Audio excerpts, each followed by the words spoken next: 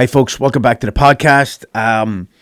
It's not really a podcast, just me talking, but I do interview people now and again. I just want to jump on here because I'm pretty stoked.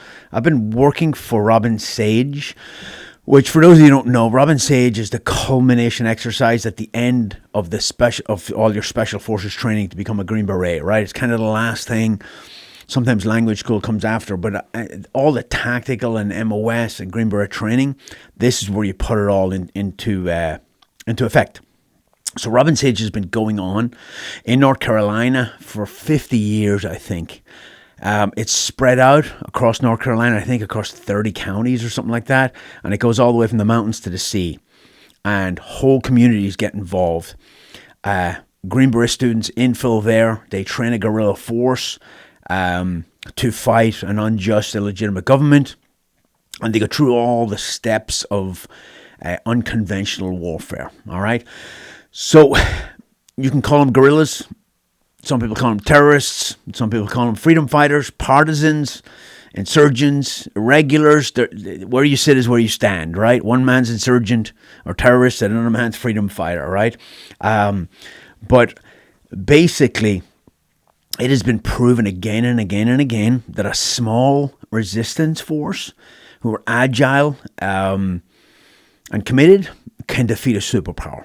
Okay, it has happened many, many times. It happened in Afghanistan with the Russians, and it happened in Afghanistan with the Americans, right? And way back, it happens in Afghanistan with the British, right? You have a small insurgent force who are willing to fight the long fight and strike. So how does this happen? Like, how does a guerrilla force beat a superpower? Well, basically, that's what Robin Sage is about, right? It infiltrates Green Berets in to train, assist, advise, and accompany a guerrilla force to fight a bigger force, right?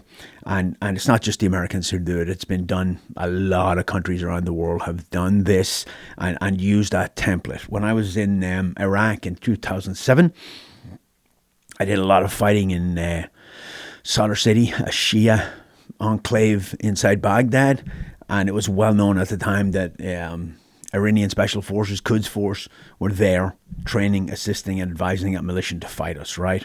It has happened all over the world. So sometimes it's, when we talk about a guerrilla force getting aid from an outside entity, and guerrilla tactics and hit and run tactics have been happening since people were throwing freaking rocks at each other, right? However, it really became, the whole state-sponsored thing really took off after World War II, when all the colonies were collapsing, all the British, Portuguese, Dutch, French colonies in Africa and stuff like that, and around the world, and communism was really rising after World War II. So if you look at a small, there's so many examples of a small guerrilla force, the Viet Cong in Vietnam, right?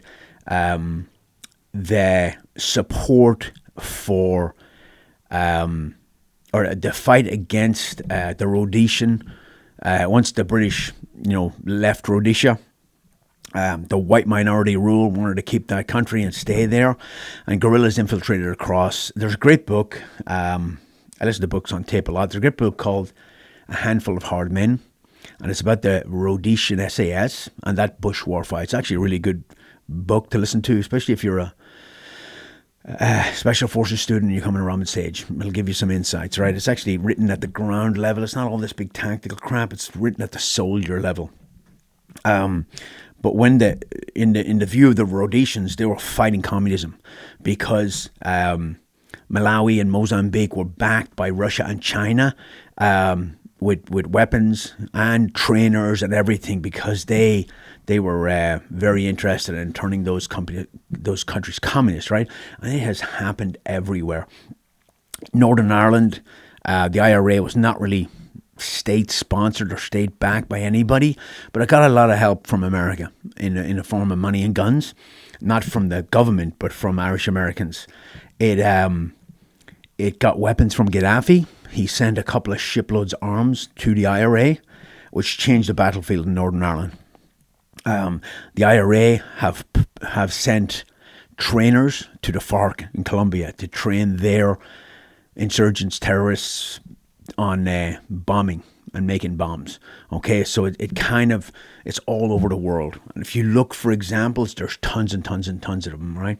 So, people kind of get unconventional warfare, guerrilla warfare, and FID mixed up. FID is Foreign Internal Defense. That is another core mission of Special Forces. Unconventional warfare, guerrilla warfare, is when Green Berets go in and they train, assist, and advise insurgents to fight the government that is kind of owns that country. Foreign Internal Defense is when Green Berets go in and train the counterinsurgency strike force teams of a legitimate government to fight insurgency, right? So they're two sides of the same coin. It took me a while when I was in the military and special forces to kind of realize that every single skill you learn in the military and special operations is helping you fight against that when the coin is flipped, right? If you're a sniper and you learn how to build a hide, right? Urban hide, rural hide, mountain hide, vehicle hide inside a vehicle, you learn the limitations, the problems, the issues you have. A real quick example, if I'm in a hide in a vehicle, I have to run the engine or the windows are all going to steam up real quick. It looks like people are doing weird shit in there, right? So if I'm running the engine, then that's a temporary hide, right? I can pull in, I can do last minute stuff and all that. So once I'm fighting against that, which I've done, and enemy are firing from vehicles, and I'm looking for suspicious vehicles. I'm generally looking for vehicles that are pointed away from me because they want to get a quick getaway, and I'm looking for vehicles that are running, right? That's a really, really quick example off the top of my head. So when you learn to do unconventional warfare, guerrilla warfare, then you're kind of learning counterinsurgency, and because you know the limitations of the enemy force. So when you go the other way, okay, that was a long explanation. So these Green Berets, right, they get to the end, you have engineers, you have medics, weapons guys, communicators, officers, and they all get a 12-man ODA, and they go through the 7 phases of unconventional warfare. Now, let me just say something real quick. I am very, very careful. Nothing I say in these podcasts is not open source. I double check on it before I say anything, and then I will not say anything. I'll give a little advice, but I'm not going to say anything about the actual exercise because there's students watching this that haven't gone through it, and some people don't need to know. So they go through the whole process of guerrilla warfare, and they work through, and there's a lot of planning and then infiltration and first contact and building up that guerrilla force and train, assist, advise, and they strike targets, and then they get all the way through to transition where the guerrilla fight's over, conventional forces have invaded, you're linking up with conventional forces, and then you've got to rebuild that government, right? And in the past, we've been great. When we say we, I say American forces have been great at breaking shit and less good at fixing them after we broke them, right? And that's where you sit down with the new government, new local leaders, and you talk about things like, what are we going to do with prisoners? What about people whose houses got destroyed? And you know what I mean? What about this and this and this? And if you don't do that properly, it's a negotiation, and nobody in a negotiation generally gets everything they want. But if you don't do that properly, you could end up with other insurgents fighting you. You could end up with a civil war on your hands. Okay, and we all get pulled back to our experiences and what we know about this, and that's what we bring to the table as G chiefs. Because to be a G chief, a guerrilla chief, that's what I'm going to be. You have to be a senior non-commissioned officer in Special Forces, Green Beret, a certain amount of time. Like, you need a pretty good background, but we all bring our own experiences, and we think about transition as when, what I think about is when the US military invaded Iraq and secured it, took down Saddam. Of course, we were still looking for him for a while, and then people just looted the crap out of the place, and then they went into the bunkers and took all the explosives and guns and everything, and we ended up fighting an insurgency for many, many years, right? So these are all the lessons learned. I will say, in my experience, and it's probably across the board with every military, we're bad at harnessing lessons learned, and we kind of make them again. We make the same mistakes again and again and again. In Afghanistan, we drove into the same ambush points the Russians drove into, right? So unless you harness those lessons learned in a school and you give it to the students, they may be missed or lost, right? So certain guerrilla elements, they have common themes, right? And this is how they beat conventional forces. They're willing to do the long war. They're willing to fight for 30, 40, 50, whatever it takes, right? And conventional armies, even though they go in there, they go in hard and they can rotate troops out, the people at home get sick of body bags and the cost and the expense. So it's a wearing down process. That's one reason guerrilla war works. Number two is the guerrillas are home, the invading army or not. Three, that they have the support of the local populace. If they don't, they'll be over. They'll be over very, very quickly. A lot of times when a conventional army is hit by a guerrilla force, they'll overreact. When a conventional force or government overreact, that's the best recruiting tool a guerrilla force can have, right? And I will. My example is Bloody Sunday in 1972 in Northern Ireland, right? The IRA were not really a thing until the British Army killed 18 civilians, blatantly. I think it was 18. And the next day, the IRA's ranks just swelled and it became way more lethal, right? You're also changing public opinion around the world on your force, right? But I've seen both sides of this stuff. And as a soldier on the ground, I've told this story before, but I remember putting a charge on a door in Iraq and firing it. And you go in and we got the guy or whatever. And later on, my warrant officer talked to me, and he was a very smart guy and had been in group a long time. And he said, look, can we not explosively breach doors because you blow out all the windows in the neighborhood and you're sending more people towards the insurgency.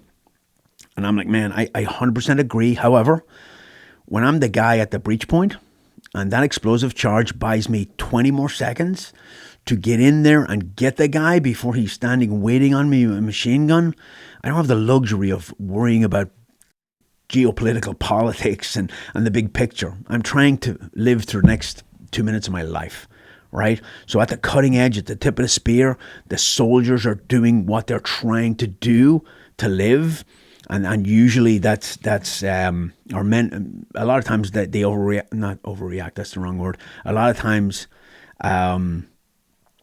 because they're human, they come in with that force and it's very, very hard to strike a balance, right? So that's another one.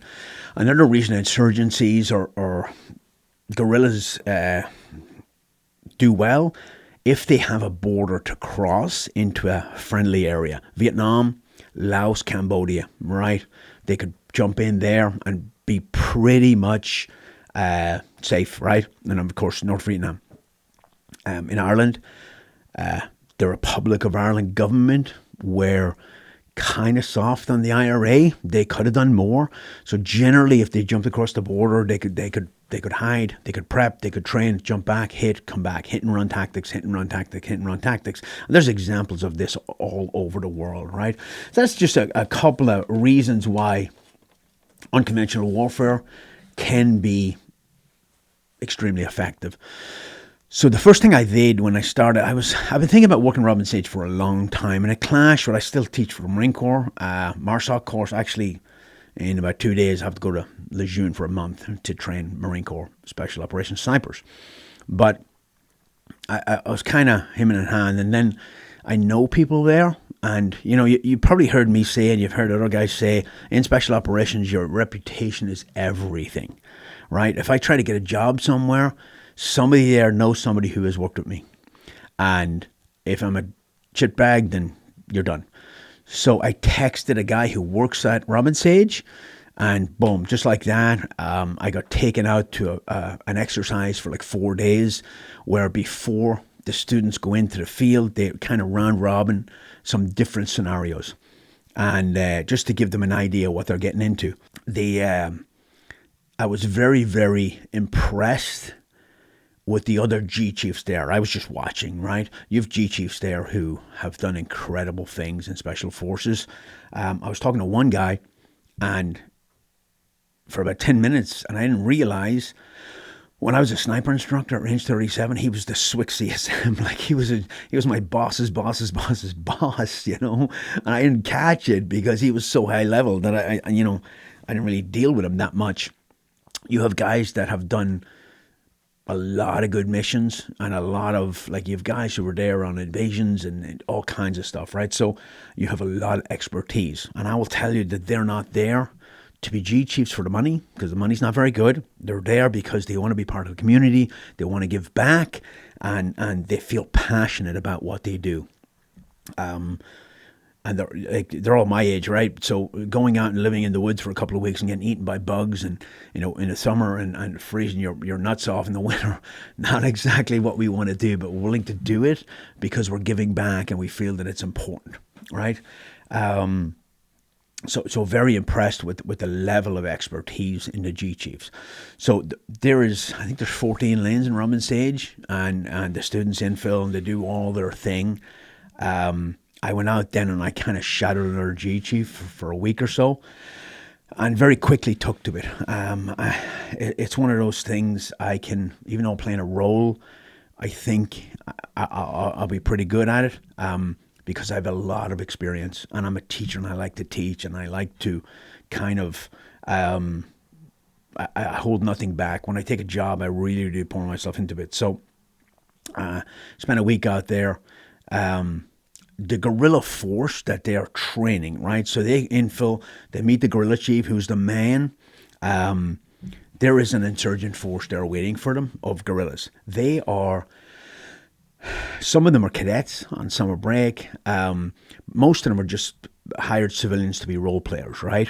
They get paid, they go out there, and they get trained in guerrilla warfare, and they go on missions and hit targets with blanks and all that. If you want to do that, they're both men and women. And they love it, they're very passionate. They come back all the time. It is a paid gig.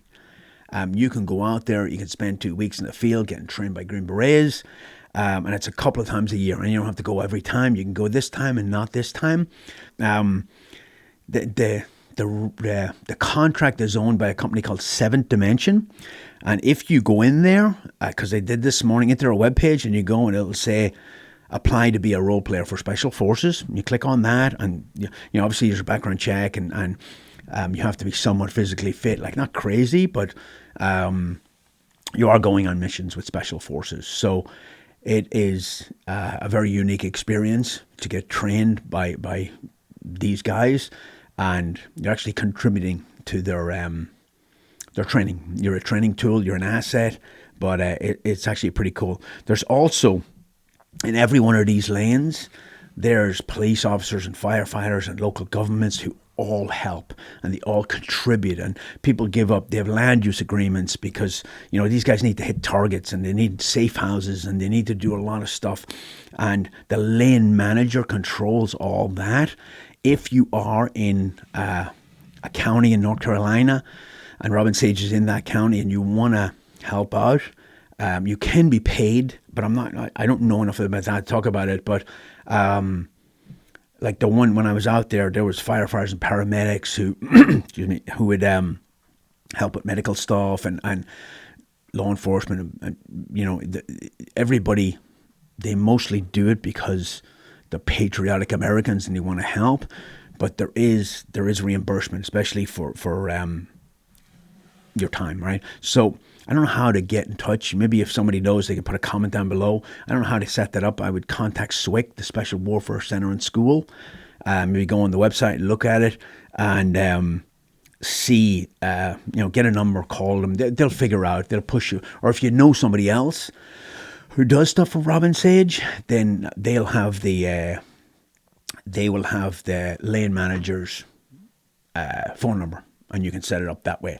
Basically, every lane has a G Chief, role players, guerrillas, and then it has a lane manager, I work for the lane manager. He controls all that, and then you have cadre, who are the instructors at Robin Sage, who are the guys who are actually in charge, and they dictate how the lane goes and how it goes. So I got picked up pretty quick, and I'm really looking forward to the next one, because it's a very satisfying job. A lot of these G chiefs had really high level CSMs and officers and all kinds of stuff in the special forces, and they have other options, as do I. I've been offered jobs in industry, high paying jobs, but what the fuck good is money if you're miserable?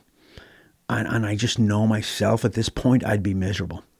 So that's why we're out there. We're out there for our own mental health, and not chasing a dollar, which is anti-American, I guess. That was a joke. All right. I'm pivoting a little bit here.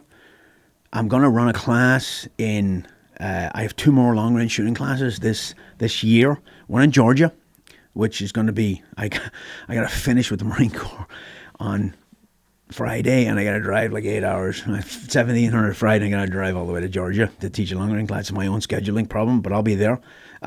Just did one in Pennsylvania, which was absolutely awesome. I don't know why. I think partly because a lot of us stayed at the same place. We could BS and talk at night time. We did it at Ben Franklin Range in Pennsylvania, which is a great facility. The bunkhouse is awesome. The people up there are really, really nice, and I really want to go back there next year. But it was a great class. And if you were at it, please put a comment down below. The Georgia facility, I don't think has a bunkhouse, pretty sure. But I will be in Georgia teaching a long-range class. Now, I usually bring in a third instructor, but I cut, because it's so far away, I cut the number of slots down. So that will probably fill up quickly. And that's in October. I have a law enforcement 3-day SWAT sniper class to teach in October. In November, I'm going to be back at the sawmill in South Carolina. Probably limited numbers there too. And then in end of November and December, I'll be working for Robin Sage again. Robin Sage is a contract job. It's part-time. It's a couple times a year. But that's it for this year. Next year, I don't know what I'm going to do. I like teaching. I like being at a 2-day class. I like instructing and all that. It's all the crap I got to do to get there first, right? All the social media stuff and all that is starting to bug me. So I may do less, do more private training, do more law enforcement training, and then work the Robin Sage and the Marine Corps if I can get that in. I found out very, very quickly that, well, I've known this for years, but I don't do time off very well. So if I have nothing to do for a month, I lose my freaking mind, and my wife wants me out of the house. So I got to keep busy. It's just my nature. I'll slow down at some point. A lot of comments on the situation in Ireland and England and Europe with the riots and immigration, and the big crime is like the police are arresting British citizens for posting on Facebook, which is insane.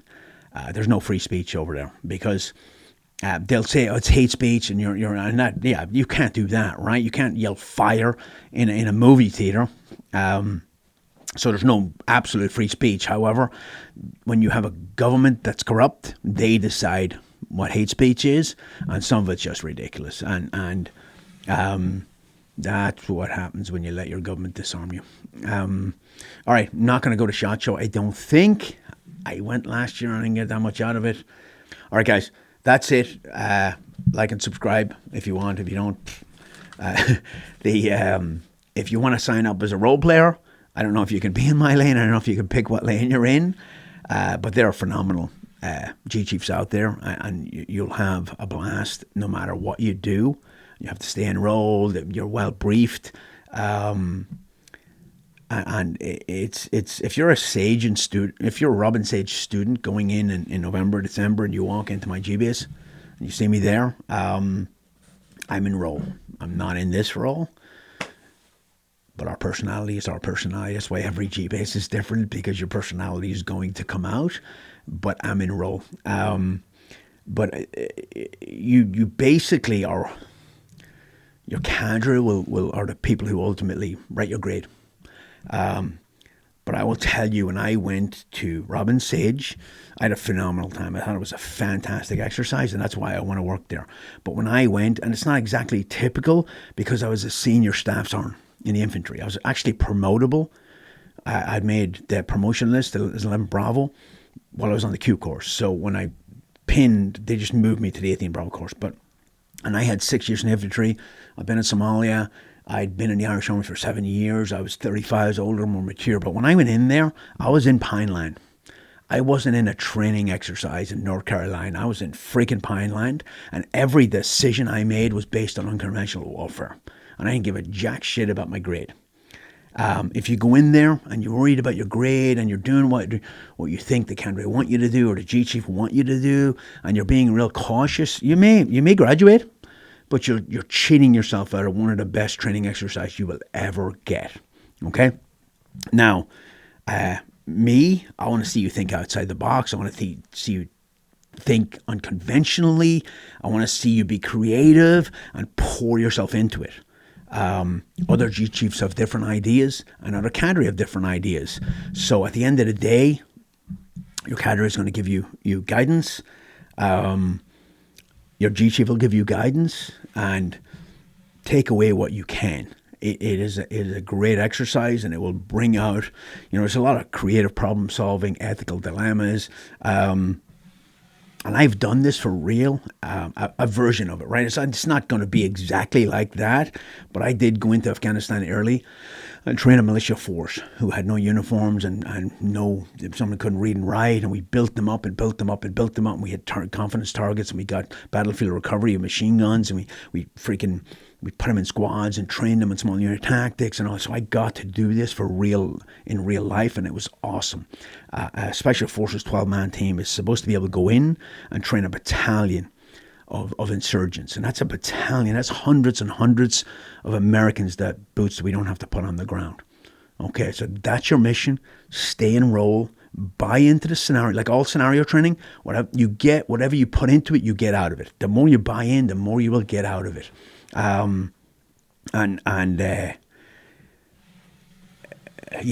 Comments down below, please.